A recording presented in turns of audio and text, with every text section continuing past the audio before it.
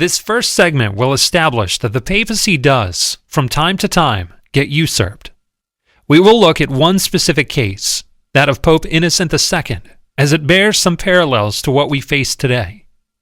We will also examine the criteria which St. Bernard used to discern that Innocent II was indeed the true pope.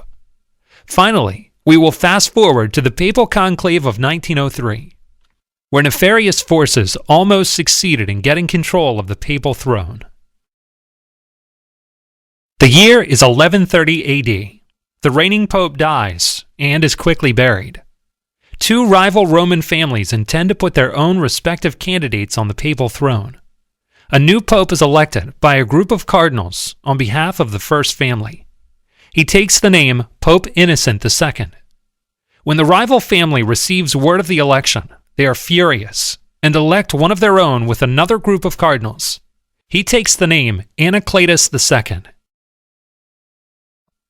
Anacletus, having more power in Rome, captures St. Peter's and the Lateran, while Pope Innocent goes into hiding.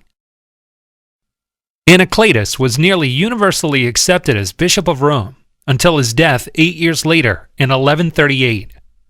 Shortly after, Pope Victor IV was elected, but soon resigned after the intervention of St. Bernard, and Pope Innocent ascended to the papal throne, 8 years after his initial election.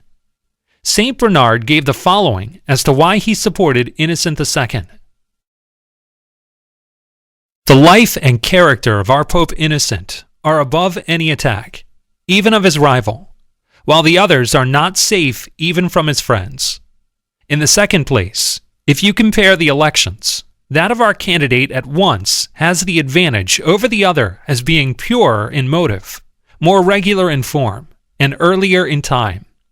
The last point is out of all doubt. The other two are proved by the merit and the dignity of the electors. You will find, if I mistake not, that this election was made by the more discreet part of those to whom the election of the Supreme Pontiff belongs. There were cardinals, bishops, and priests in sufficient number to make a valid election. The consecration was performed by the Bishop of Ostia, to whom that function specifically belongs. After Innocent II reclaimed the papacy at the Second Lateran Council, he annulled all the clergy ordained by Anacletus, proclaiming them schismatic and heretical. Both Anacletus II and Victor IV are considered false popes, also called antipopes, impostors who usurped the chair of Peter with the aid of men of great power and influence. The National Catholic Almanac lists 41 such false popes. Roughly 1 in 7 of all popes was an impostor.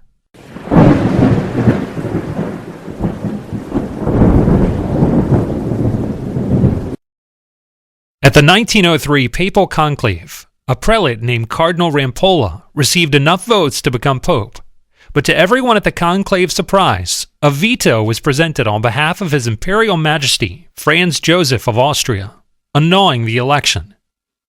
It turned out that Rampolla was a Grand Master with the OTO, an occult sect which included occultists Aleister Crowley and Rudolf Steiner.